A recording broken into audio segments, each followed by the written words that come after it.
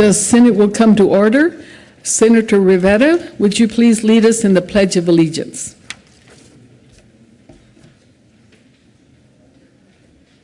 Thank you, Madam President, and welcome everyone. And if we could stand for the pledge. I pledge allegiance to the flag of the United States of America and to the republic for which stands one nation, under God, indivisible, with liberty and justice for all.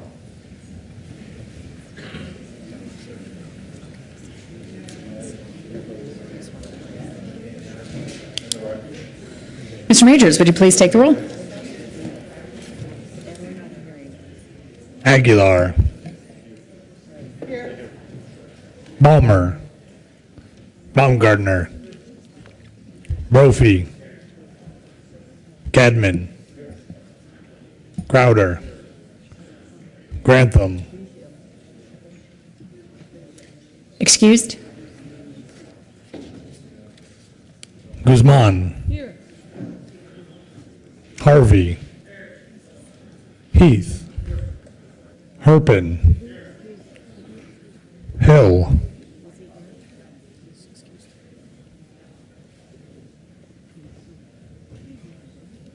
Hill.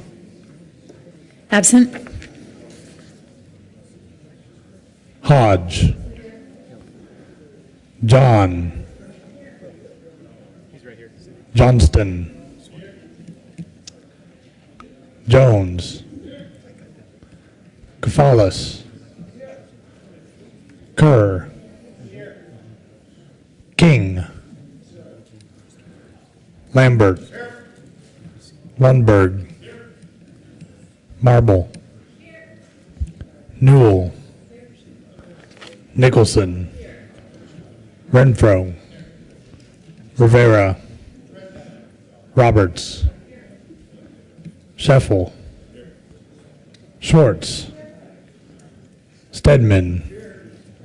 Tocktrop. Todd. Ulibarri. Zenzinger. Hill.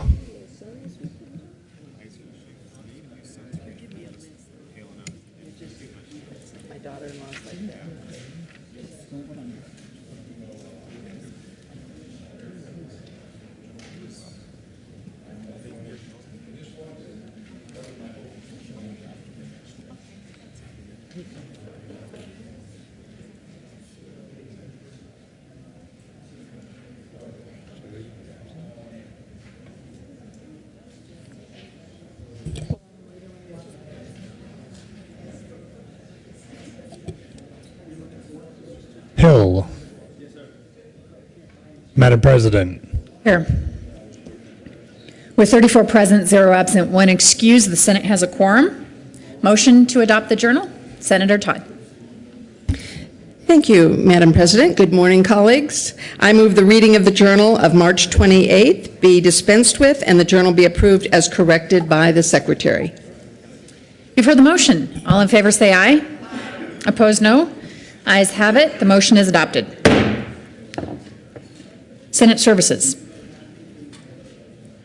March 31st, 2014, correctly engrossed Senate Joint Memorial 2, correctly re-engrossed Senate Bills 115, 158, and 161, correctly revised House Bill 1195, correctly re-revised House Bills 1100, 1149, correctly enrolled Senate Bills 18, 28, and 54. Message from the House. March 28, 2014, Madam President, the House has passed on third reading and transmitted the advisory statutes, House Bills 1337, 1339, and 1341. The House has passed on third reading and transmitted the advisory statutes, House Bills 1340 as amended, 1342 as amended, 1336 as amended. The House has adopted and returns herewith Senate Joint Resolution 21. The House has voted to concur in Senate amendments to House Bills 1254, 1047, 1080, 1210, 1186, and 1277, and has repassed the bills as so amended. On reconsideration, the House has voted not to concur in Senate amendments to House Bill 1193 and requests that a conference committee be appointed. The Speaker has appointed Representatives Salazar as chairman and Lebsack and Gardner as House conferees on the first conference committee on House Bill 1193. The bill is transmitted herewith. Message from the reviser. March 28, 2014, we herewith transmit without comment House Bills 1337, 1339, and 1341. Without comment as amended, House Bills 1336, 1340, and 1342. Introduction of bills. Senate Bill 172 by Senators Talcott and Newell and Representative Kraftarb concerning employer-paid benefits to a firefighter for cardiac illnesses resulting from a strenuous work event. Business, labor, and technology. Senate Bill 173 by Senators John and King and Representative Singer and McNulty concerning the recommendation that certain persons be offered a test for the hepatitis C virus. Health and Human Services. Senate Bill 174 by Senator Heath concerning the creation of the Prosecution Fellowship Program. Judiciary. House Bill 1289 by Representative McNulty and Senator Johnston concerning the reinvestment of unused governmental monies held by a financial institution that are in excess of the amount insured by the Federal Deposit Insurance Corporation and accounts of other financial institutions. Finance. House Bill 1336 by Representative Duran and Senator Stedman concerning the provision for payment of the expenses of the executive, legislative, and judicial departments of the state of Colorado and of its agencies and institutions for and during the fiscal year beginning July 1st, 2014, except as otherwise noted. Appropriations. House Bill 1337 by Representatives Duran and Giroux and Senator Stedman concerning an increase in the general fund reserve. Appropriations. House Bill 1339 by Representative Giroux and Senator Hodge concerning the creation of the Hazardous Substance Site Response Fund. Appropriations. House Bill 1340 by Representative Giroux and Senator Lambert concerning the State Toxicology Laboratory and in connection therewith making an appropriation. Appropriations. House Bill 1341 by Representative May and Senator Stedman concerning a transfer of monies from the State General Fund to the Department of State Cash Fund for the purpose of repaying a prior transfer. Appropriations. House Bill 1342 by Representative Duran and Senator Stedman concerning transfers of monies related to capital construction. Appropriations.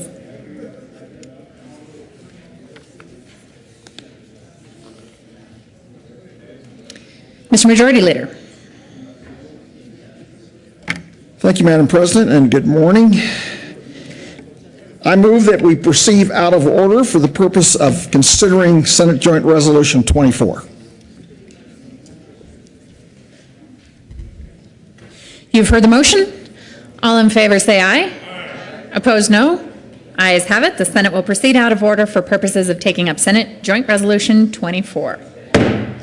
Mr. Majors, would you please read the title to Senate Joint Resolution 24? Senate Joint Resolution 24 by Senators Guzman and Aguilar and Representative Pabon concerning recognition of Cesar Chavez Day. Senator Guzman. Thank you, Madam President. I move Resolution 24 and ask that it be read at length. Mr. Majors, please read Senate Joint Resolution 24 at length. Whereas Cesar Estrada Chavez was born on March 31st, 1927 on a small farm near Yuma, Arizona, and was raised by migrant farm workers. And whereas in the 1930s during the Great Depression, like so many others, Cesar Chavez's father lost his small farming business and the family became migrant workers and joined some 30,000 workers who followed the crops from Arizona into Southern California. And whereas Cesar Chavez left school after the 8th grade to labor in the fields and vineyards of the Southwest to help support his family. And whereas in 1944, at the age of 17, Cesar Chavez joined the Navy and served in World War II.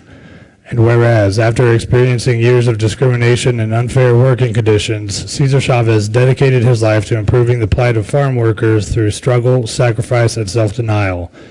And whereas Cesar Chavez formed his own organization in 1962, the National Farm Workers Association, which later became the United Farm Workers of America, UFW, to help farm workers like himself win equal rights and fair treatment.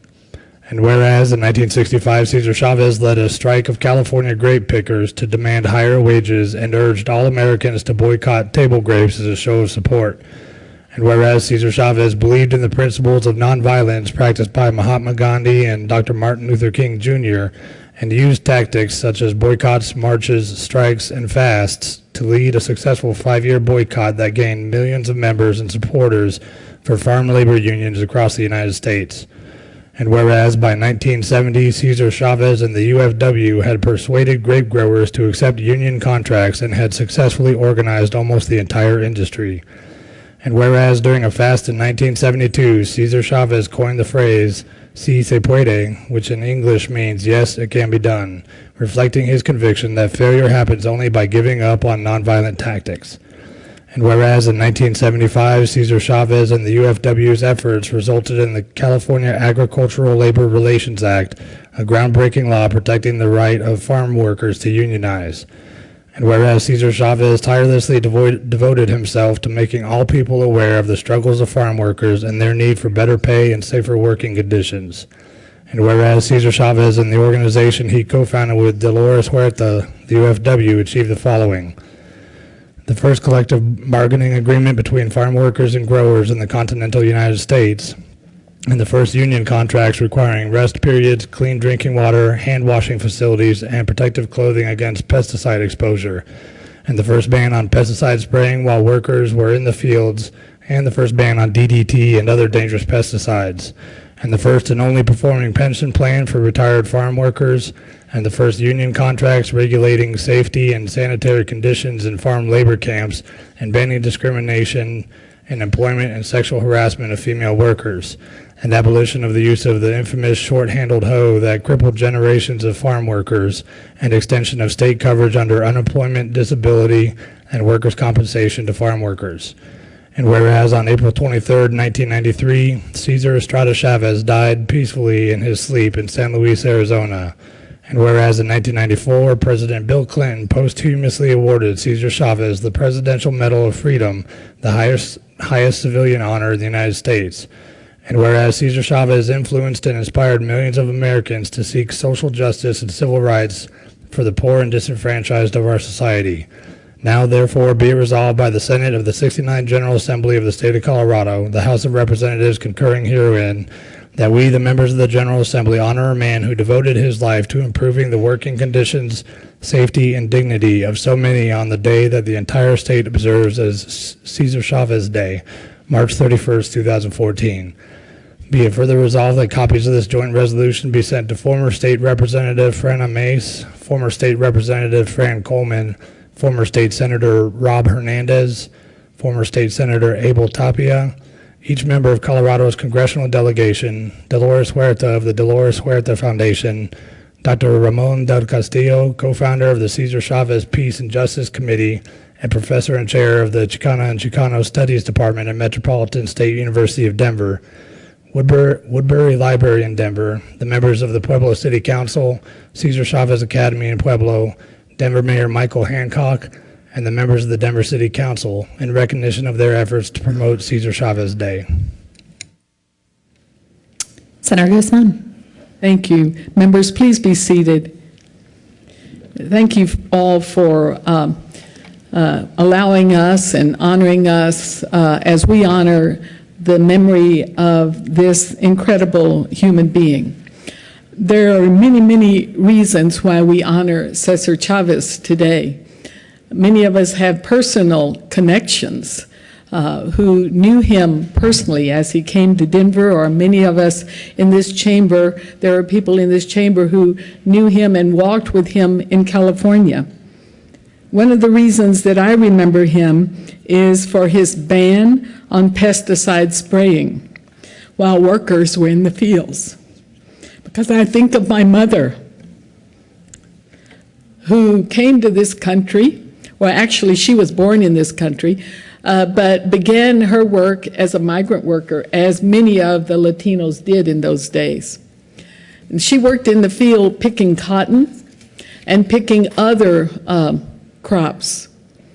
And the DDT that was sprayed in the fields on not only in the areas where she and other hundreds of workers worked, made a huge difference in the health of her life.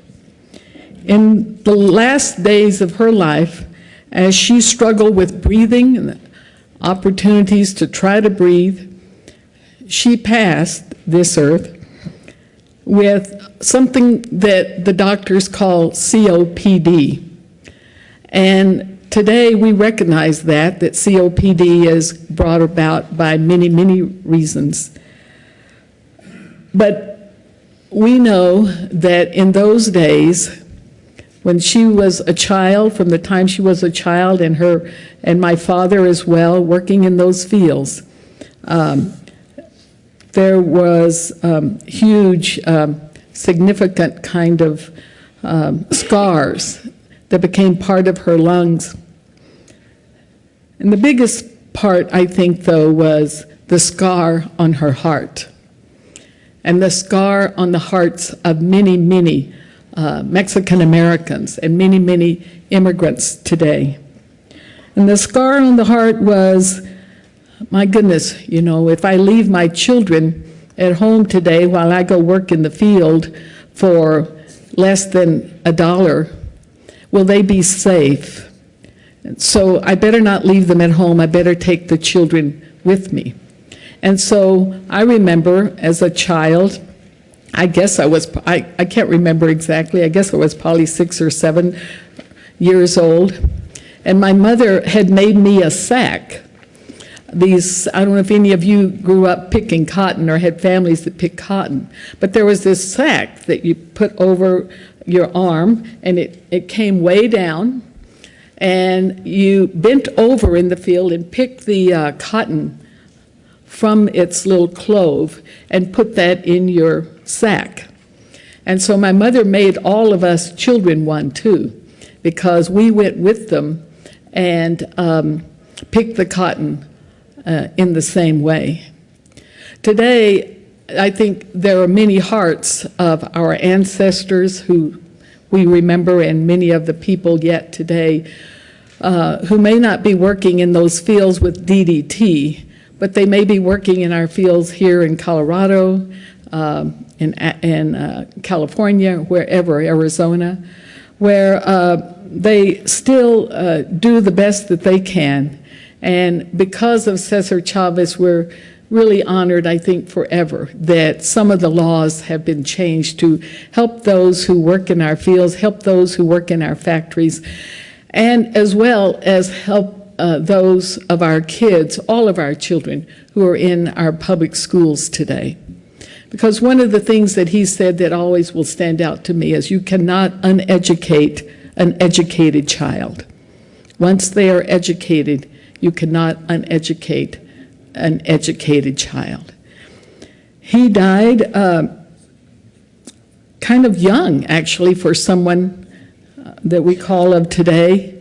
But one of the reasons I was told that he finally did succumb was because of what had happened to his body as he did so many fasts. Fasts are hard on our bodies, but because he was a nonviolent, he believed in nonviolence. And some of us who believe in nonviolence today, one of the things that we can do best is to stand stoically or say, you know, we're just not going to eat. It's something that our faith leaders, the great faith leaders, taught us to do, and it's something that many of us still do today. You fast instead of grabbing a gun, instead of grabbing a baseball bat and hitting someone with it, instead of breaking the law, you fast, or you walk and you march stoically but proudly down the road and the highway and through the fields, knowing that at any time someone could shoot you or do whatever. But you keep going, and I think that he has left with us a major way of life to stay in the struggle, but yet to join hands with those who may not be our friend, but but to not lose the issues or the theories that Martin Luther King taught, as well as Gandhi taught us, to be strong for that which is right, but yet be faithful to the humanity of this world, never taking someone's life, always inspiring someone's life to be transformative and to move from one place to a better place. That's the kind of transformation that he brought to us. He believed that if you transform an individual, then you can transform societies, communities, and when we transform communities and societies, we are living in a world that has been transformed. And so I'm honored today to remember him and to remember all of the good lessons that not only he helped us learn, but that each of us continue to learn each day. Senator Aguilar. Thank you, Madam President and members. My parents actually had been tenant farmers and moved to Chicago in '44 for factory work. And my cousins were all in Texas, and they worked as migrant farmers with their families. And I was so young then, I don't think I understood the conditions under which they were working. And when you read this, to me it's sort of surprising that, that we had conditions where we had people working in that type of work without rest periods, without clean drinking water, without hand washing facilities, and being exposed to pesticides, with even all that we knew at that time about basic hygiene and the value of that. And so I'm grateful for the work that Cesar Chavez did. I think it reminds us that we need to always be on the lookout to be sure we're not putting the needs of a few above what might happen to other folks who are trying to help make these things happen for us. You know, as a physician, we're always talking now about eating healthy and eating fresh fruits and vegetables, and I don't think we realize how hard that work is to do the farming and bring the fresh fruits and vegetables to our table. And this also reminds me to be grateful for all of those in our country who do farming and help us to feed ourselves and all across the world. Senator Ulibarri.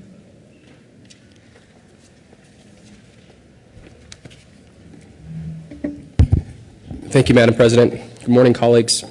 I rise in support of the Senate Joint Resolution and just want to reflect on the words that were shared within the text.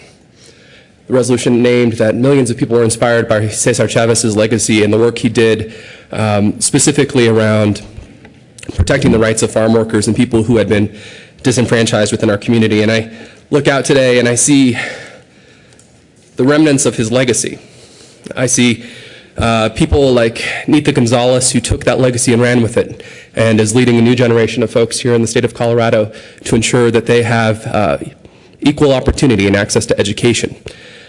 I look out and I see people like Lisa Calderon, folks who are living that legacy every day to ensure that individuals who are impacted by violence or drugs or incarceration can actually move forward in our society.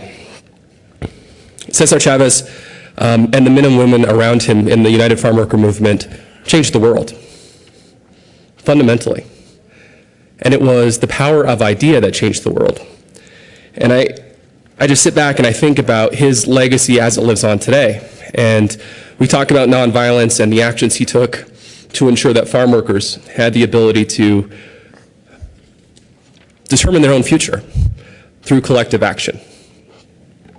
And this summer, I had the opportunity to go to Washington, D.C. and meet with the families that were sitting on the National Mall, continuing his legacy of struggle by fasting for days and weeks to push for comprehensive immigration reform. And I got to see the faces of those folks who every day and every night worry about what will happen to their kids and their families and their communities.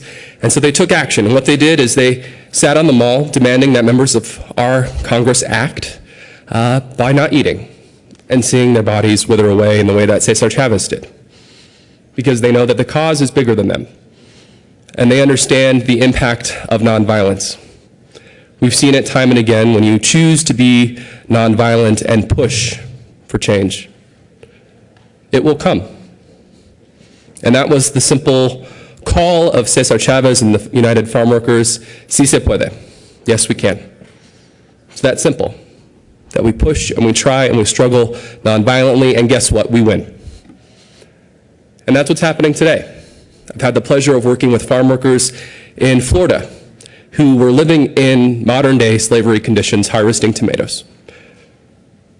Worked with them to boycott tomatoes and their production here in this country, and they've actually won.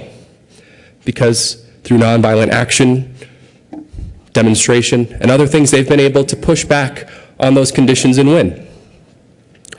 Part of Cesar's legacy that most folks don't know is he was able to build an inter-ethnic community of farm workers. And the Filipino farm workers often don't get recognized in the history books. We move pretty quickly through. But most folks know the term "si se puede." Yes, we can. And folks generally understand the unity clap, where you start slowly. Come on. And you rise into a crescendo.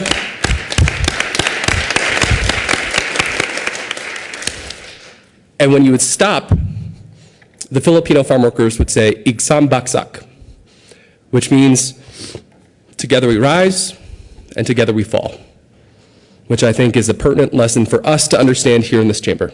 Together we rise, together we fall, and that's the charge that each of us have in our position as a state senator. Thank you. Senator Kerr.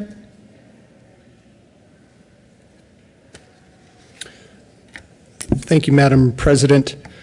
I was taking a look at this picture and kind of inspired me to come down and explain my support for this resolution.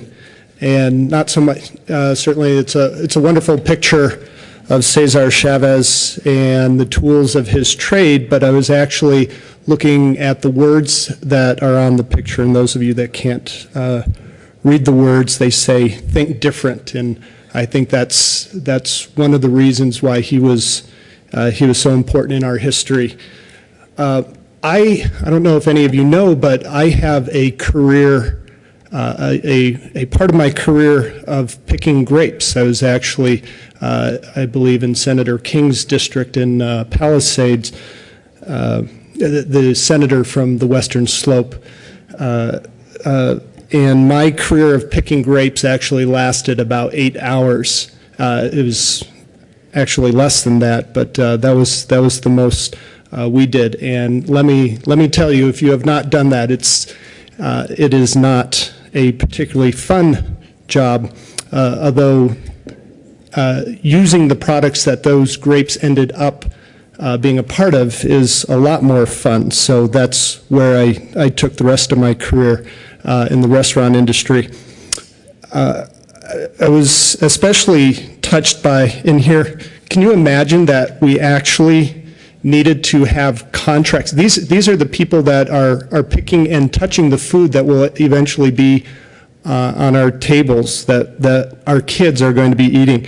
And we needed contracts requiring rest periods, clean drinking water, hand washing facilities, and protective clothing against pesticide exposure. It seems, in 2014, it's just amazing that we need to have contracts putting those out there. But I go back to when you talk about the tactics that Cesar Chavez used, these weren't new tactics, but again, thinking differently.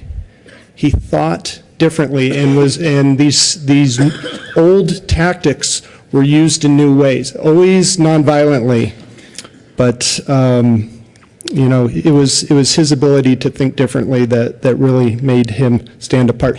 I fully support this resolution. I think that there are a couple of names missing off the final page, but I believe that will be corrected here in just a second. Thank you. Senator Kefales.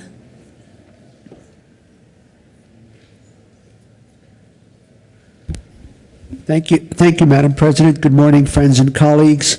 I rise in support of Senate Joint Resolution 24 to honor the life and good works of Cesar Chavez.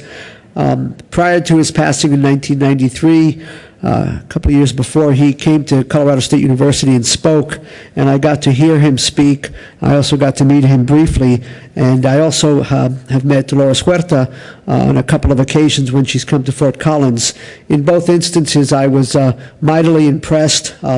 He's not the tallest man, the largest man, and we have that kind of solidarity together, which I can appreciate. But he was a very forceful individual, very articulate, and very passionate and committed to what he felt was the right of people to work in the fields, but also to be protected. I want to take a moment just to honor a friend of mine who, as a child, worked in the fields. His name is Carmel Solano from Fort Collins. Most of his adult life, he was a barber in the city of Fort Collins.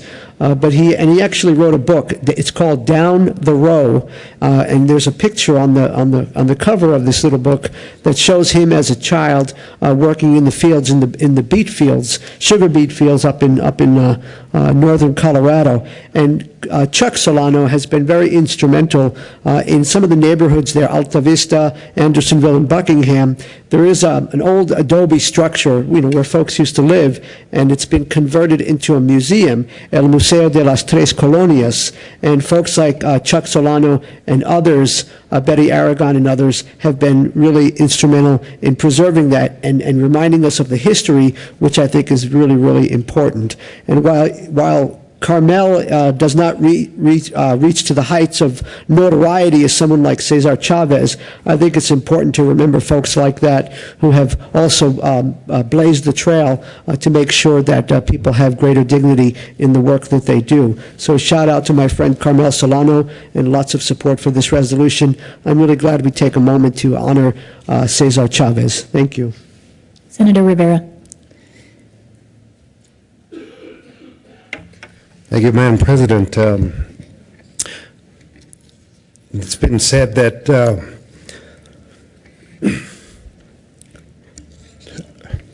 all that is needed for evil to conquer is for good men to do nothing.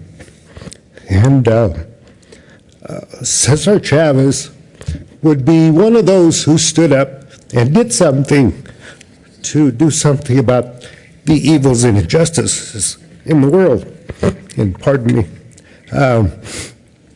But as the senator from Jefferson County mentioned being out in the fields, I remember as a child myself going out and with the family to pick chili and corn and that. But the difference was it was great fun. For us, it was great fun. It was adventure. It was adventure. And the reason was because we didn't have to do it for a living. And I could truly only imagine how it would have been to have had to do that for a subsistence living. Fortunately, like I say, I was not, our family did not rely on that. And again, only through the efforts of Cesar Chavez were things made much better for those that work and toil to provide food for our tables. As you also know, I'm sure that Senator Tapia was key in getting the Cesar Chavez Memorial Highway dedicated down there in Pueblo County, and we also have the Dolores Huerta Preparatory School down in Pueblo. So I rise in support of this resolution to further memorialize Cesar Chavez on this day. Thank you. Senator Hodge. Okay. Senator Lumbert.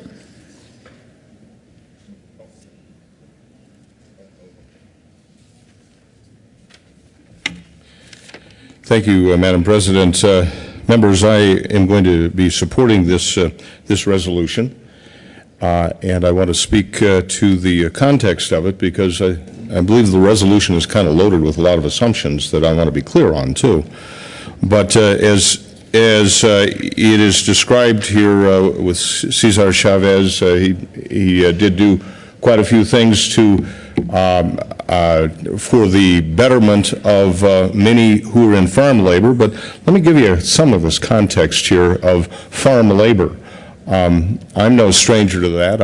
I was raised in the wheat field harvesting business, and whereas we would use mechanical equipment, believe me, that didn't make it easier. That made it a little bit more complicated, noisier and dirtier, and all the other aspects of it as well. I'm no stranger to 80-hour weeks in sometimes 110 plus temperatures, and that's in town. Put that in a ripe wheat field on top of a hot machine inside of a steel box called a cab without any air cooling, and you can only imagine what it was like. But those are the realities of the agricultural industry, and some of these things are just not curable. And so when I see some of the particulars, I say, well, yes, it's tough work. I know it's tough work. Been there, done that. And it is appropriate, very appropriate, to stand up for those who cannot control their circumstance. I'm reminded of a king some thousands of years ago who was given this counsel as king: judge righteously and plead the cause of the poor and needy. That's most certainly the job of the king, or in this case, the Senate. And I think there are a couple of questions, and this is the qualification I want to put on this, is I don't vote for this in wholesale approval of all union activities at all times. I believe the unions are a good thing. I believe that when there's a monopoly of the employer in a situation where they can take advantage of the employee, that there should be some balance and control. So, too, I think there should be balance and control on the union, and that's why I'm a strong supporter of right to work, because I believe that it shouldn't be forced one way or the other. I also believe that it's not necessarily the government's role to cure all the ills, and that's where a union does come in as an advocate for those who don't have a loud enough voice on their own. I believe that is the cause of seeking justice and righteousness and looking after the needs of the poor and the needy. So I can see some reason for supporting the resolution before us, but so too I can see some need for ensuring that we take our job seriously as not the cure-all to fix it and to legislate it, as much as to encourage those, and it would appear from this resolution that Cesar Chavez was one who took it upon himself to be the solution. I may have argued with him on some of the direct legislative cures that were there, but let's keep our eye on the ball of our real job, which is justice and righteousness. Thank you. Senator Crowder. I also stand in support of SJR 1424. But, you know, what I'd like to do is share a few memories that I have of those days. The one thing that I find with the migrant help and the camps is you have to realize there's a strong family tie in those camps. You know, Senator Guzman says her mother took them to work with her. Well, a lot of times they just want their children around them. So it was you know, I can recall, you know, I'm from the lower Arkansas Valley, but there was many times, you know, I come from a large family, and there was a lot of times when there's several of us kids in that family that were raised in a migrant camp. And what I mean by that, my mother would go to work and she would drop us off at the babysitters at the camp. And so it worked out very well. You know, there's some strong family values portrayed at these camps, and we benefited from it. And you know, I have a lot of fond memories of those camps myself, and you know, I'm not above. You know, I just asked Senator Guzman if her dad thinned onions, and she said he did. And I would be amiss by telling you that that's not easy work, but we had fun at it. And we did this at just summertime as kids trying to make extra money and whatnot. But I have a lot of fond memories of the migrant camps, and you know, we in agriculture were pretty agreeable with what Cesar Chavez was trying to do, because there was the DDT issue was a huge issue. Although there was never, I do not believe that DDT was ever sprayed intentionally, but there was accidents that did happen that did affect people, and it was somewhat of a tragedy at that period of time. But you know, aside from everything that's been said, you know, I do have fond memories of these camps. You know, we worked side by side for a number of years, and it made an impact on my life, and it, you know, continues to. And I would you know, I would urge passage of this, because I do believe it was instrumental in a lot of the way that it forms our nation. But I just wanted to come up and share that with you. Thank you. Senator Toktrop.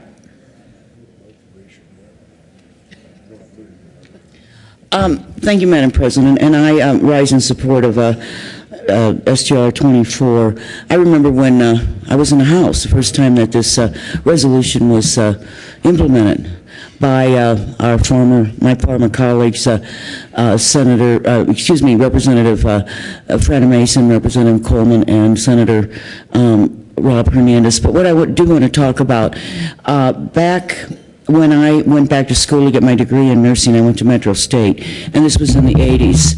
And one of the things that we had to do was an externship or an internship, and it was in the summer. And at that time, they were still planning, and this was up, I believe it was in, still in the senator from Brighton's district. And I went up there, worked with Salud. I only spent 2 days working with Salud, which is a federally funded clinic for anybody who cannot afford health care. It was not just for the migrant workers, and the Salud has done a great job providing health care. But what I did when I was there, one evening, I went to the camps after the people got done working, and I will tell you, it was deplorable. The conditions were deplorable. What the migrant workers, after they worked all day in the fields, and you know, we're talking middle of summer, this was July, it gets up to 100 degrees, no shade. After they got done, to go back to these camps, they shared a community bathroom. They shared a community shower facilities. There was a water spigot, and that's where you would go and you know, get your water to do your laundry, and get your water to cook with, wash your hands. I can't imagine, and the kids were playing, and it was dirt. It was a dirt streets, more or less. But I just think, I remember that, and I was just so shocked, and I felt such pain for the people that were living in there, knowing when they were done picking that particular product, I think it was maybe onions, I'm not sure, that they're going to move on to another deplorable camp to live in. And the other thing I remember, and I knew nothing about migrant workers, back when we lived in Missouri, my son became ill, and he was admitted to Children's Hospital in St. Louis, which was called Cardinal Glennon, which is part of St. Louis University Hospital, very, very well-known children's hospital. Fortunately, he was not real sick, but there was a young girl there of Mexican heritage. She was about 4 years old, and she had gotten burned on a stove in a camp. And she was there getting treated. But the horrible thing is, all the parents were there for their children. But this poor little girl, their parents were gone because they had to continue moving with the migrants to pick. And I just felt so sorry for that poor little girl. And I will always remember how deplorable those conditions were in that camp when I visited for 2 nights when I was doing an externship with Salud. Thank you. Please add Senator Grantham to the roll call. Senator Johnston. Thank you so much, Madam President, and I also rise to support this resolution. I just wanted to make a quick comment, which is my favorite Cesar Chavez quote is obviously one of the simplest and most powerful ones, which says, "The fight is never about grapes or lettuce. It is always about people."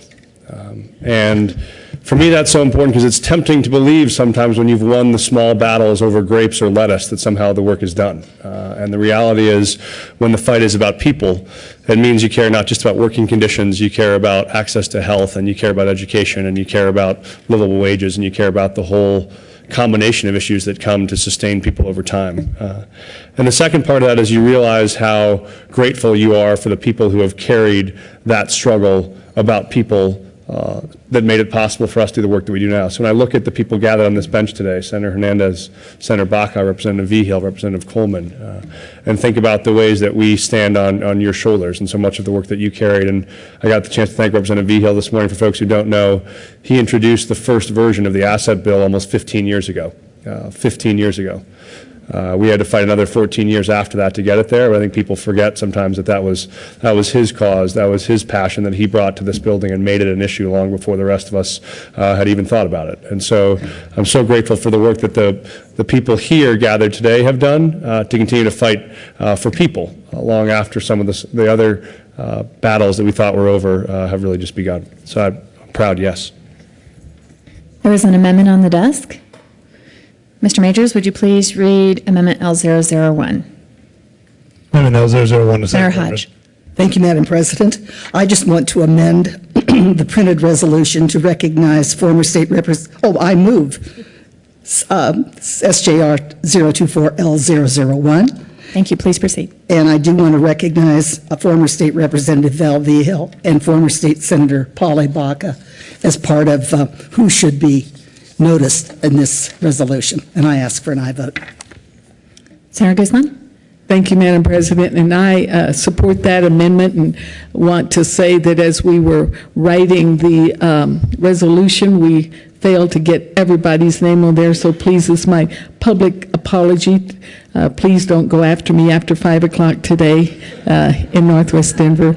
But we certainly want to add those, and I'm sure there are others that we could go on, but we particularly want to add these names. Senator Aguilar. Thank you, Madam Chair. And I've been running around desperately because I don't know if we've remembered everybody who's here, and I do want to be sure that we have in our resolutions Senator Robert Hernandez, Senator Polly Baca, Representative Val Vigil, Representative Fran Coleman, Representative Frana Mace, so that we don't leave any of them out. The motion is to adopt Amendment L001 to Senate Joint Resolution 24. Are there any no votes? With 35 ayes, 0 noes, 0 absent, and 0 excused, Amendment L001 is adopted. Back to the resolution. Senator Aguilar or Senator Renfro? Thank you, Madam President. Members, I come down to add a little bit to the story of Cesar Chavez that we've heard in past years and would just like to add to it. And I know we support this, but he also was a person that strongly supported U.S. citizens working in this country and did not like having illegal immigrants come into this country and work. And so if you read up on his history, he truly was an advocate of coming to this country legally, and as he would put it, I think, from what I've read in some instances, not taking American jobs from our workers on the farms. And so that is, for me, one reason to stand and support this resolution today honoring Cesar Chavez. Thank you. Senator Guzman. Thank you, Madam President. Thank you, the senator who just spoke. The only thing, because we're not supposed to say the names. Thank you to the senator who just spoke. Thank you for that. And the only thing I would say to that too is that he would not have called those folks illegal immigrants.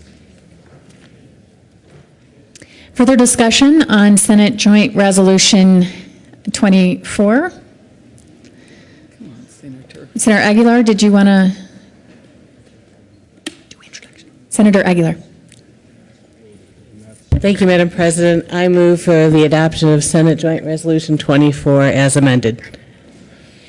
That is the proper motion. I believe also we have failed to mention and welcome yet with us Rosemary Rodriguez, and I think Arturo Jimenez has joined us, in addition to Senators Pali Baca, Rob Hernandez, Val Vigil, Representative Frana Mace, and Representative Fran Coleman. Members, if you would please stand and let us welcome you as part of this resolution.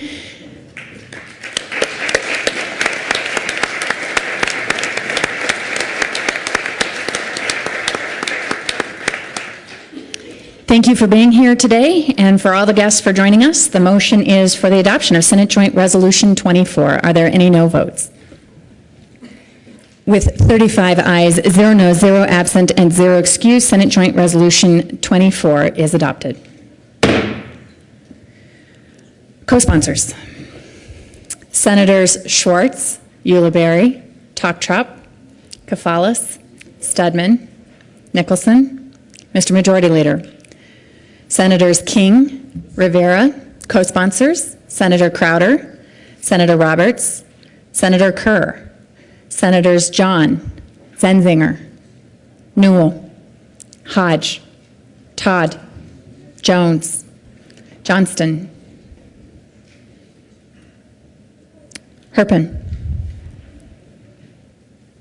Grantham. Please add the President.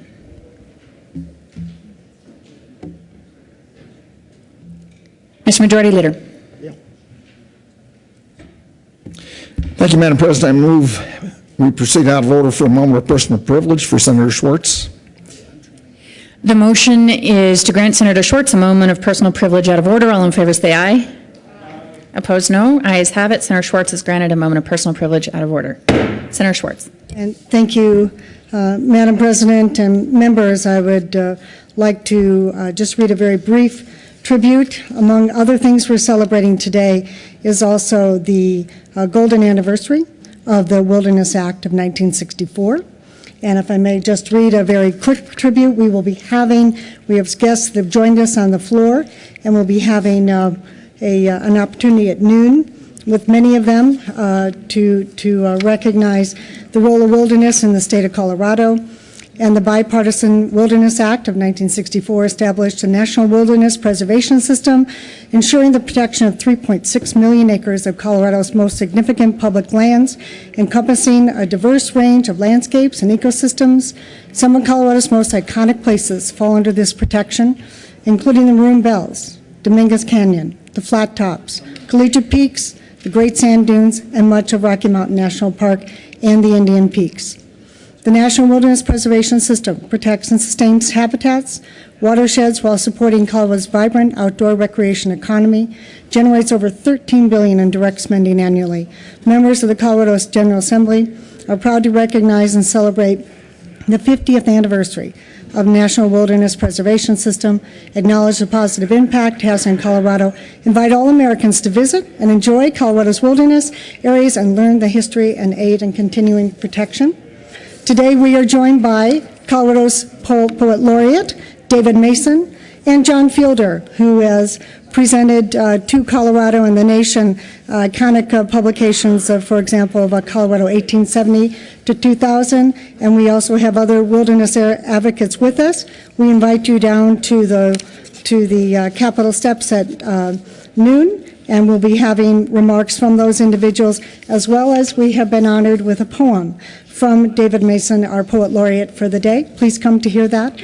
And with that, I would just like to have our guests, in honor of the Wilderness Act of 1964, please stand and be welcomed by the members of the Senate.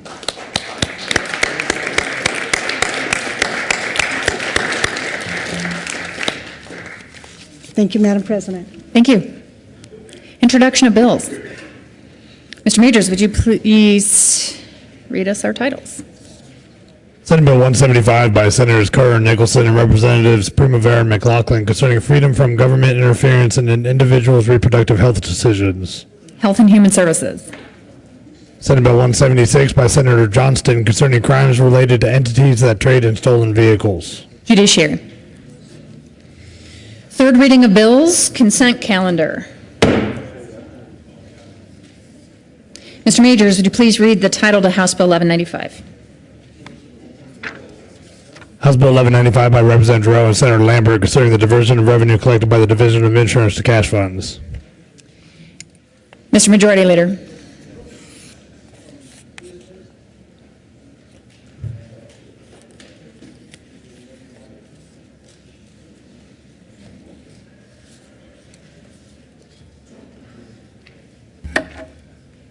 Okay.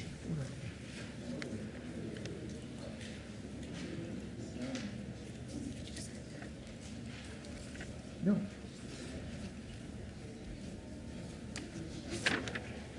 Mr. Majority Leader.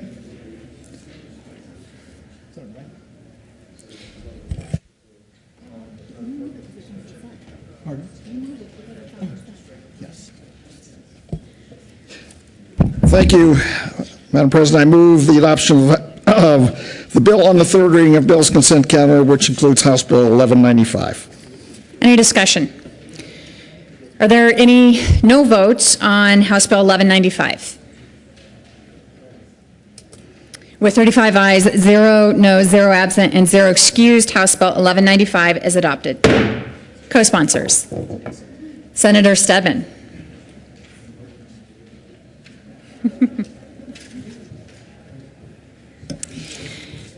General orders, second reading of bills, consent calendar. Senator Jones.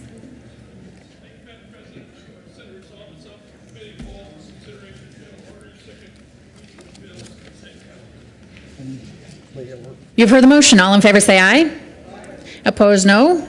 Ayes have it. The Senate will resolve itself into a committee of the whole for purpose of considering general orders, second reading of bills, consent calendar, and Senator Jones will take the chair. Thank you.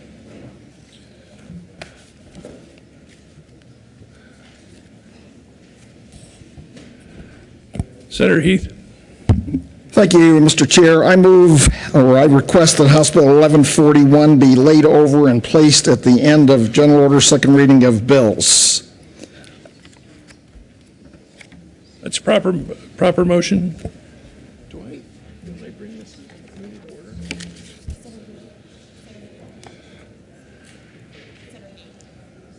Senator Heath. Thank you, Madam President. I move the Senate resolve itself in the committee will come to order and the court rule is relaxed. Senator Heath.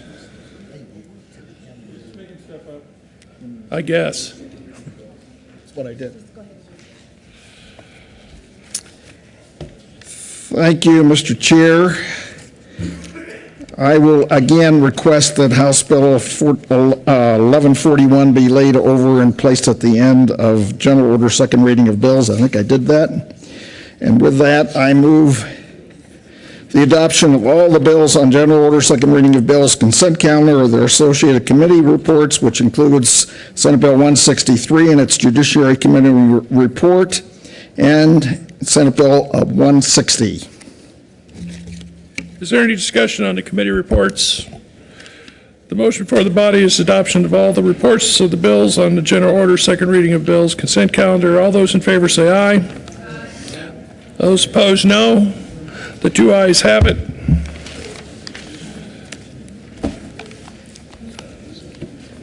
Senator Heath.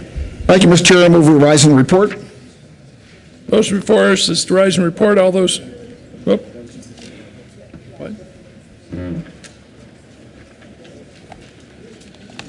What?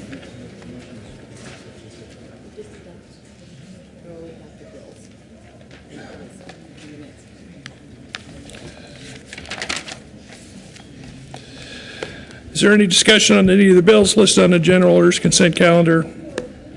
Seeing none, the motion before the body is the adoption of the bills on the general order, second reading of bills consent calendar. All those in favor say aye. Opposed, no. The ayes have it, and the bills are adopted. Majority Leader Heath.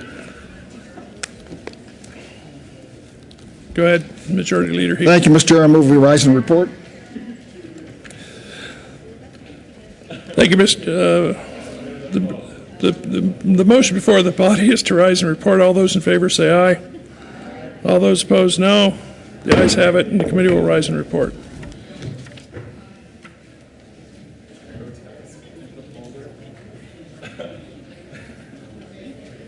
Keep an eye out. Great. The Senate will come back to order.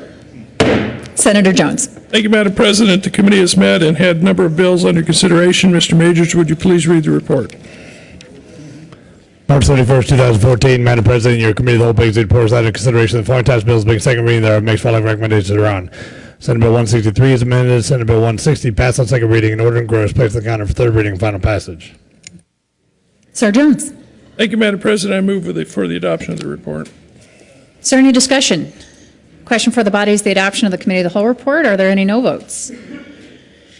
With 35 ayes, 0 noes, 0 absent, and 0 excused, the committee of the whole report is adopted. Senate Bill 163 is amended. Senate Bill 160 passed on second reading and ordered engrossed and placed on the calendar for third reading and final passage. General orders, second reading of bills. Senator Jones.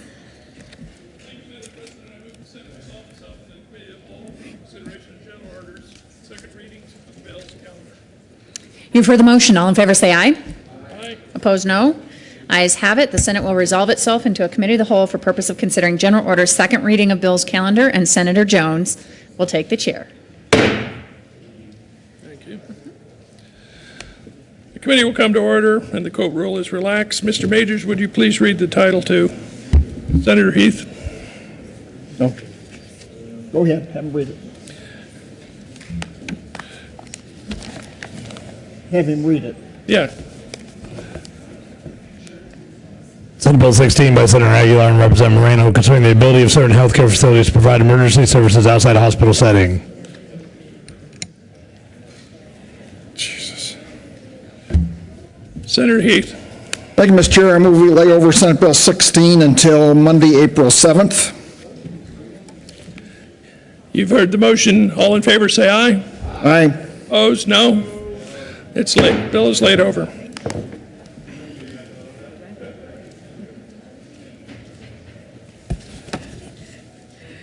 Mr. Majors, would you please read the title to House Bill 1267 by Senator Jones? House Bill 1267 by Representative Fisher, Senator Jones, concerning authorization for political subdivision of the state to release black-footed ferrets on its land. Senator Jones. Thank you, Madam Chair. I move House Bill 1267. Please go ahead. Thank you. Members, what this bill does is allows local government entities, up to 3 of them, to be relocation sites for black-footed ferrets. It is done under the Fish and Wildlife Safe Harbors Act, so there can be incidental take, and it reflects the new approach on these kinds of matters to do incentive-based proposals. The bill passed Ag, Natural Resources, and Energy on a 6-to-1 vote, and I'd ask for a yes vote. Is there any discussion on House Bill 1267? Senator Baumgardner.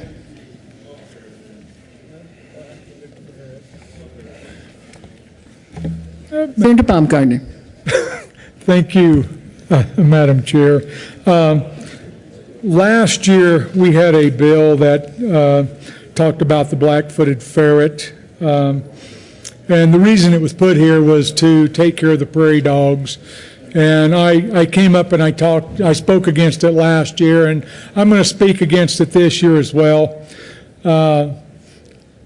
What this does is it allows, and it's up to the property owner, I understand that, to enter into these agreements with the government, but to allow an endangered species back into the state is perplexing to me and a problem because I'm wondering what's going to happen to grazing when they say, oh, well, the grazing is affecting the black-footed ferret population. And I know under the Safe Harbor Act that there's a certain amount of taking, and it's an agreement, again, entered into by the private landowner. and by the federal government. But I just want people to be aware, with all of the endangered species, all the ones that are being listed, the impact that's going to be on our state at one point in time, which is already there. They're already shutting down grazing in certain parts of the state because of endangered species. And my concern is that this is going to affect our state as well, not only at the rural areas, but now at the urban areas. So I'm going to be a no vote on this, and would urge you to vote no as well. Thank you. Senator Swartz. And thank you, Madam Chair, and I rise in support of the bill, having carried the bill last year, my colleague from the San Luis Valley, that this is an opportunity for us to reintroduce these endangered species. It's an opportunity for us to find a way to put those lands back into production because we have successfully reintroduced the species. It's a good model for the state and for the nation, and we're grateful for the safe harbor provisions because safe harbor is what makes this possible without a threat to agriculture. So with this being, I support the bill, and I support its adoption in a very limited fashion. I think only 3 opportunities will exist, and it is, we've heard it in committee and had excellent testimony and stand in support of the bill. Senator Crowder.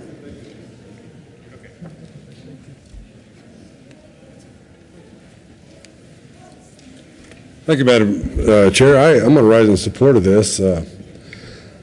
Right now, what we have is we have a situation where prairie dogs are out of control. I do not believe that this will affect future grazing because of the Safe Harbor Act. But I do believe if we don't take steps to control the prairie dogs, we won't have any grazing left. But I think this should work very well on public lands with the Safe Harbor Act intact, because that's the key to it. But the devastation the prairie dogs have caused the state of Colorado is tremendous. You know, we have 4 million acres of dead timber. I don't think we want to. There's nothing we can do about that at this point in time, but there is something we can do about the escalation of prairie dogs in the state of Colorado, and I think this is the answer. I do object to any species coming in without the Safe Harbor Act, but with the Safe Harbor Act, I think this will work, and I think it will be effective.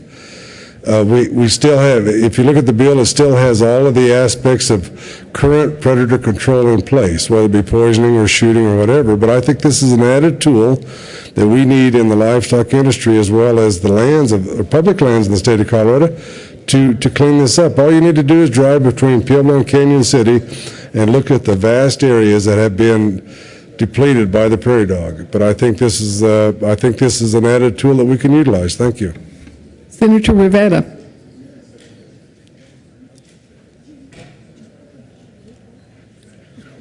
Thank you, Madam President. This black-footed ferret release that people are talking about actually took place in Pueblo County just this last summer, and so I was able to be there for the event.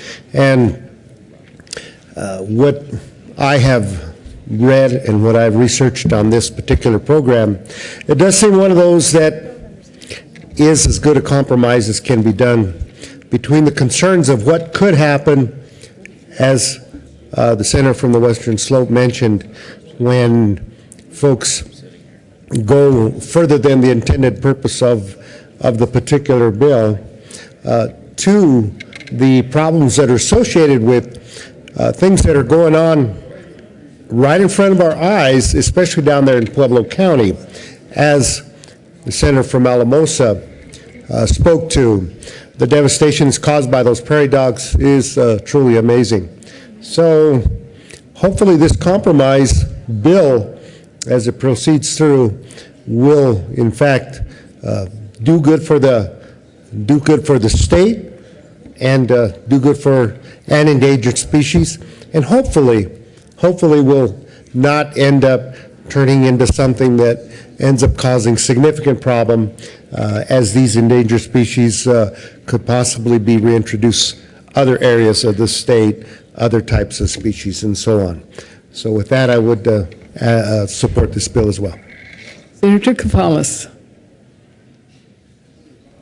Thank you, Madam Chair. I rise in support of this bill, Senate Bill 1267, and in part because I believe the genesis or the impetus for this bill comes from the city of Fort Collins to be able to have the flexibility to reintroduce the black-footed ferret in some open space areas north of town, the Soapstone open space area, the Red Mountain open space area, and it's extending current law, optional for political subdivisions, municipalities to be able to do this as well for prairie dog control in a much more sustainable way.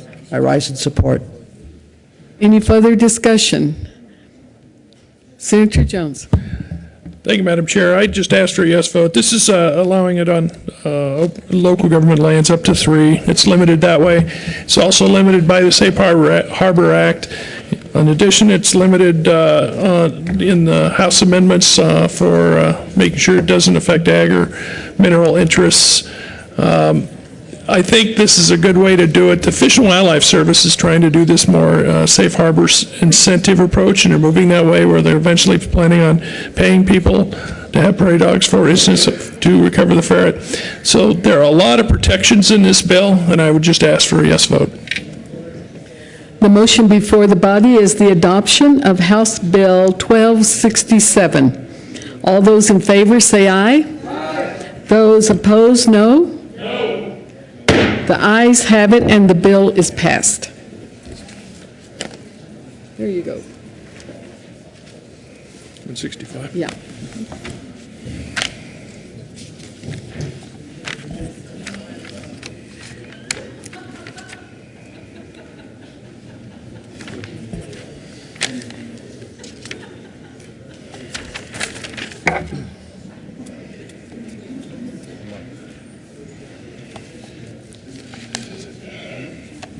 I'm all lost now. Yeah. Mr. Majors, would you please read the title of Senate Bill 165? Senate Bill 165 by Senators Johnston and Kerr and Representatives Murray and Peniston concerning the percentage at which to rate the student academic growth standard for the purpose of licensed personnel performance evaluations in the 2014-15 academic year. Senator Johnston. Thank you, Mr. Chair. I'm going to move Senate Bill 165 on second reading. That's for an aye vote. There's no committee reports. Go ahead. So thank you, Mr. Chair. So folks, Senate Bill 165 is I think a common sense piece of flexibility here for schools and school districts as they're working hard to implement our new evaluation system. We've gotten some great feedback so far on the current use of the quality standards. Districts are working hard to implement those and pilot those. We have a couple of transition issues going into the first year of a new assessment where it will take slightly longer to get that data back under the new assessment, and we'll need to establish a new baseline to create the new growth measures. And so this allows districts flexibility, and during that one transition year to determine how they will use the student growth metrics in weighting their teacher evaluation. So it's a good bill. I'll ask you to vote yes. Senator Kerr. Thank you, Mr. Chair. I just want to mention that all of us on the Senate Education Committee have been listening to our teachers. We've been listening to our districts. We've been listening to our parents and students in our districts, and that this is something that is very much supported across the board, and I ask for an aye vote as well. Is there any further? Senator Renfro. Thank you, Mr. Chair. I was a no vote in committee on this bill, even though I agree that we should have this timeout with the change of testing. I don't agree with it just being a one-year timeout. I think we ought to trust our school districts to go in and make this determination of what percentage they use within their evaluations of the test scores, of evaluations, and give that to the local level.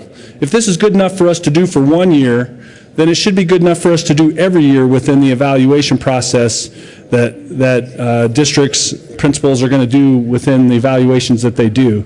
And so I was disappointed when we couldn't get that changed in committee to allow for that local control and control over this decision-making process within what we're doing.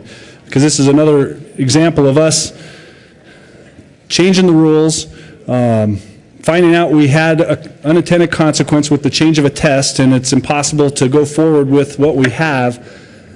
But why don't we go ahead and give the districts that power and authority to make those decisions all the time? And so that's why I was a no in committee, because I think it should be something that we give the districts that authority to make that decision of what percentages they use within the evaluation at all times instead of just in a one-year timeout.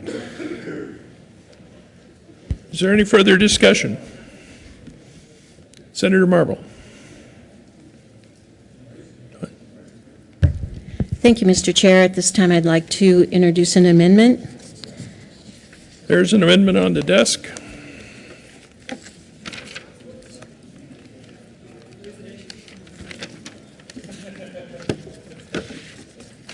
Mr. Majors, would you please read the amendment? Amendment L002, Senate Bill 165 by Senator Marble. Senator Marble. Thank you, Mr. Chair. I move Amendment L002, and what this amendment does is basically strike on page 3, line 1, and substitute the student academic growth. It strikes except that for the 2014-15 academic, it adds and it strikes year only on line 2, so it is student academic growth and a local board may determine. So what this does is it gives local control back to the school districts in perpetuity, where it should be. We are a local control state, and one of the things that is happening is we're taking away local district control with this bill. And this does fit under the title of the bill. It does take into great regard the personnel performance evaluations, which is the subject of this bill. I do believe that districts can decide how much weight on the growth side that they should have, and that districts have to conform to a state model. We have to ask, where is local control? And this is what this does. It makes districts conform to a state model. Local control is what we are supposed to be about in education. And we had in committee from the CEA a person who stated that teachers must look the same across all zip codes. How can this possibly be when all children do not look the same or learn the same across all zip codes? We've got to let local control back into the districts and consider the adoption of L002 as a first step in attaining that position again. So I move L002. Senator Johnston. Thank you, Mr. Chair, and thank you, Senator. This is a good discussion we did have on the Education Committee previously, and I want to first address the Senator's substantive points. I think they're really important, and then I want to return to the amendment. The substantive point to keep in mind is that districts do and will continue to have flexibility always under Senate 191 around how they weight their local measures. They can use local assessments, they can use state assessments. That is an ongoing part of district flexibility. What we're addressing here is the one-year transition that's needed around when that assessment data comes back, and that is again unique to setting a new growth metric underneath a new assessment. The same thing was true when you first did CSAP the first time, is that you don't want to make an apple to orange comparison, and so it makes it easier. It's possible, but we think it's going to be easier to do it this way. But that is also why when we wrote this bill, we drafted in the title. The title of this bill says, concerning the percentage at which to rate the student academic growth standard for the purpose of licensed personnel performance evaluations in the 2014-15 academic year. So that is in the title, limited to 1 year. This amendment would expand that beyond the scope of the title. This amendment was brought on committee, and the chair ruled it outside the title previously. So I thank the senator for the discussion, but I would ask that for a ruling from the chair that this amendment fits outside the title as was found on committee. We'll take a senatorial too.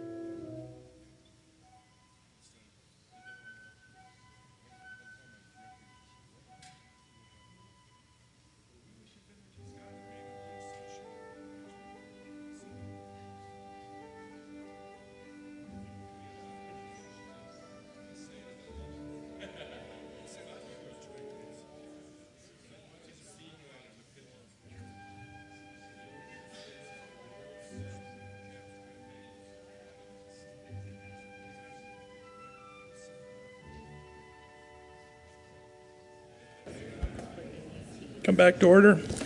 The chair is going to rule that 002 does not fit under the title. The chair is going to rule that 002 does not fit under the title. Back to the bill.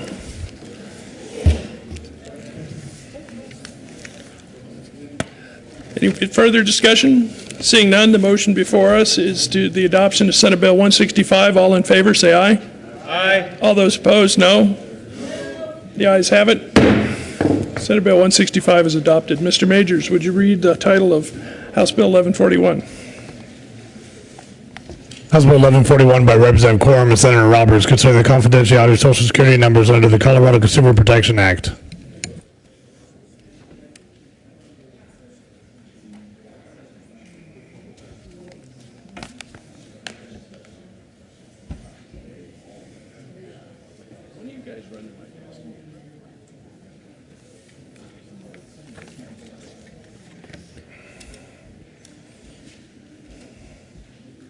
Senator Roberts. Thank you, Mr. Chair. I move House Bill 1141 and the Judiciary Committee report.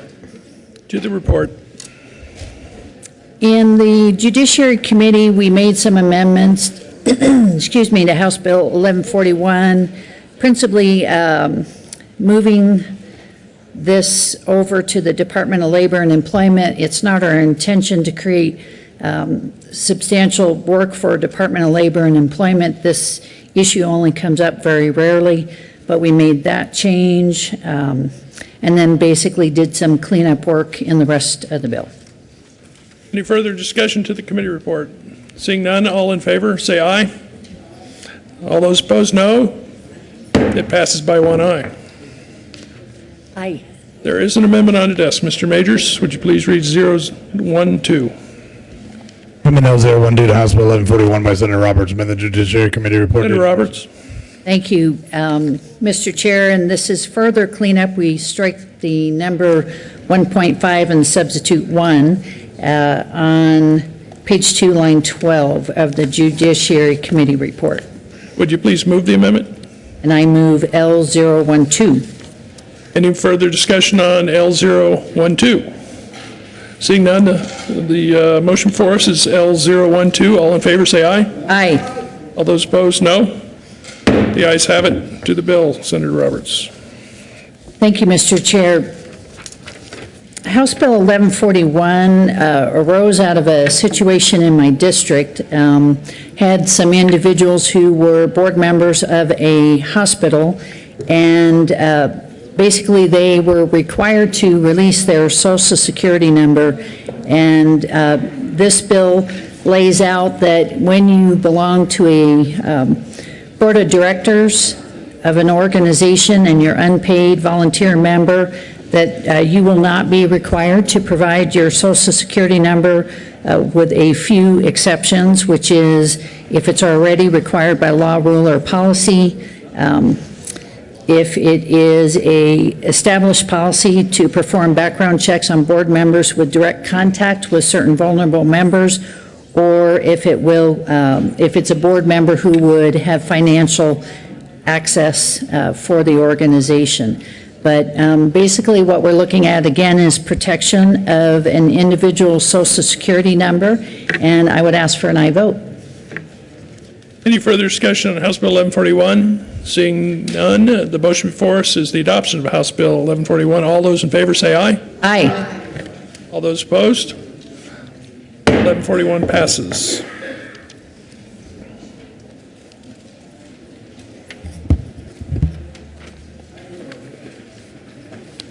Majority Leader Heath. Thank you, Mr. Chair. I move we rise and report. Heard the motion. The motion is to rise and report. All those in favor say aye. All those opposed, no. We will rise and report.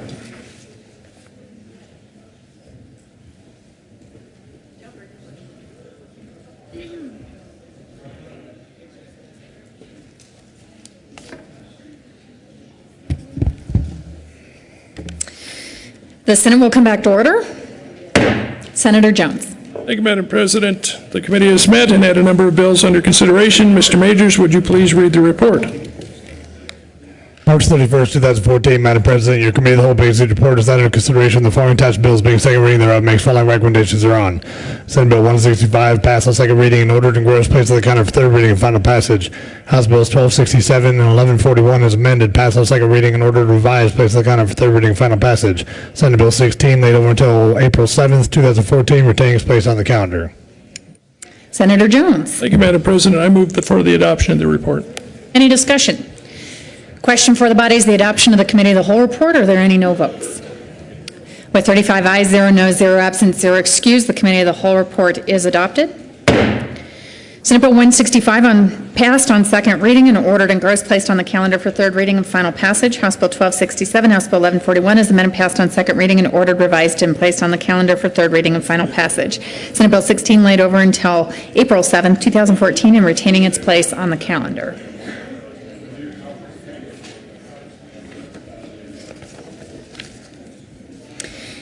Consideration of House amendments to Senate bills. Mr. Majors, would you please read the title to Senate Bill 131?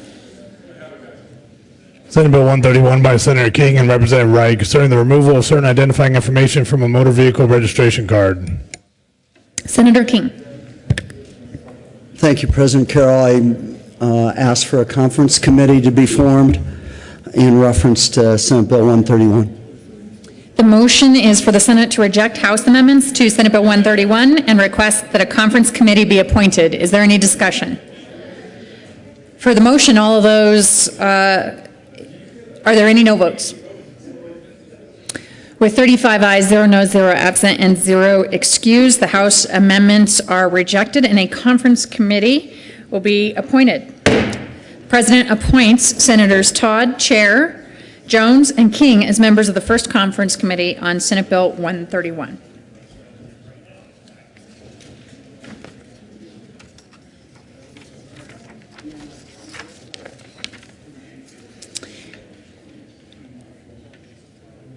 request for conference committee on House Bill 1193. Mr. Majors, would you please read the title to House Bill 1193?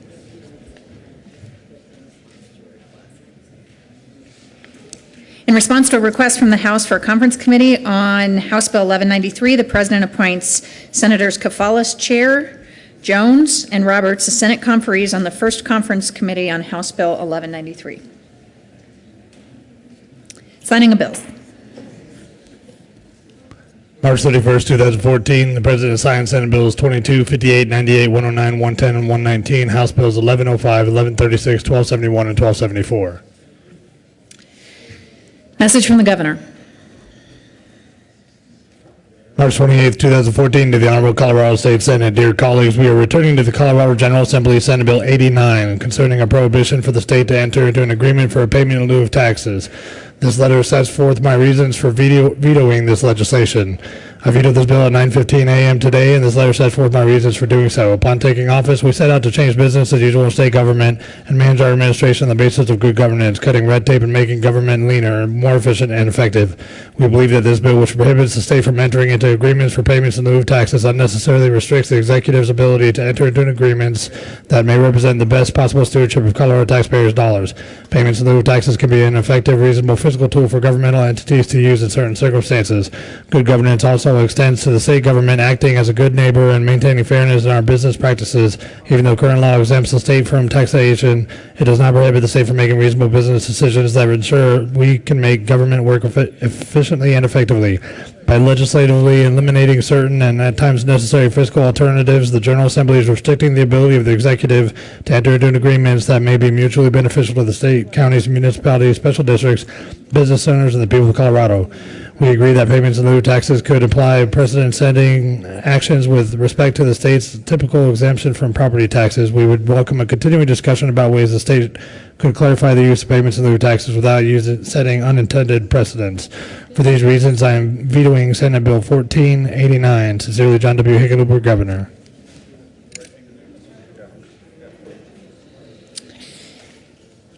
Members, would the members of the Senate choir please join us in the well? Calling all Senate singers. Three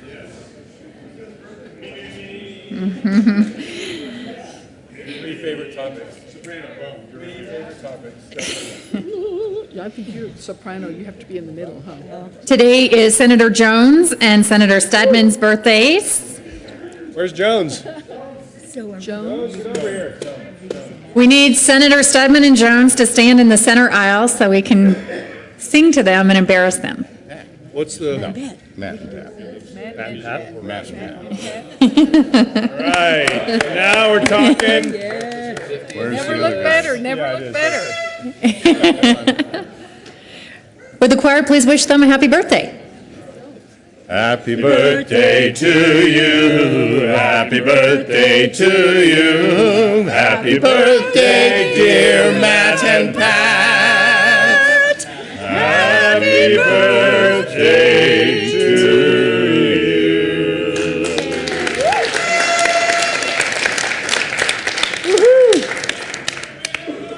you. Happy birthday.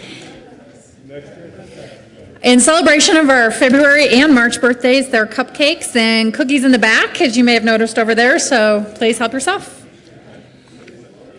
Announcements. Senator Newell. Thank you, Madam President. While you are grabbing a cupcake, please remember to come to the Children's Caucus today. We are having a panel of youth in the foster care system or who have aged out of the foster care system. And they will be sharing their input for us about what improvements we might be able to make for other kids in foster care. So hope you can be there at noon. It is, I believe, in 356. Thank you. Senator Todd. Thank you, Madam President, and may I ask for a moment of personal privilege, please? Granted. Thank you. Last night we had the UVC dinner, United Veterans Committee dinner, and we had a couple of our senators who were honored, and so I wanted to make sure that everyone was aware of that. our own Senator Kent Lambert and Senator Larry Crowder were honored as Legislator of the Year, as well as Representative Diane Primavera. And then they also did a very special presentation and said, we want to recognize the JBC, because the JBC has done something that is so genuine to supporting the veterans. And a couple of years ago, we borrowed money from the UVC, from the Veterans Fund, to be able to give money to building some of the readiness centers. And that money has now been paid back, and it's because of the leadership of our JBC. And so they had special awards to give, and two of our members were not able to be there last night. So I said I'd be more than happy to publicly present these to our JBC members and give them special award for that. So Senator Stedman from the UVC. Thank you. Senator Hodge from the UVC. Thank you. And Senator Lambert, I know you received another award for being announced. You did get this one also? No, this one doesn't. I got that one too. We'll have another one. Well, It's probably for the House member. no, I gave them. Anyway. Okay, so to Senator Lambert, too. Thank you. And so, again, the UVC dinner is an annual dinner every year that is a good way of really recognizing and listening to many of the accomplishments of so many of our veterans in the state of Colorado. So congratulations to our JBC for, again, dedication, and to Senator Crowder for being recognized also. Senator Hodge. Thank you, Madam President. Appropriations Committee, we will be meeting 7:30 tomorrow morning. We will be hearing Senate Bill 14153, House Bill 1308, House Bill 1336, House Bill 1337, House Bill 1339, House Bill 1340, House Bill 1341, and House Bill 1342. There isn't time for those to have been published today. So I ask you to be there at 7:30, and we will be ready to work. Thank you. Mr. Majority Leader. Thank you, Madam President. Just a couple of announcements. Committees are meeting as scheduled. However, BLT, Business Labor Technology, will not be hearing Senate Bill 166, and in Judiciary, they will not be acting on House Bill 1131. So with that, Madam President, I move that the Senate adjourn until 9 a.m. Tuesday, April 1st, April Fool's Day, for those who might remember. You've heard the motion. All in favor say aye. Opposed, no. Ayes have it. The Senate will adjourn until 9 a.m. tomorrow, Tuesday, April 1st.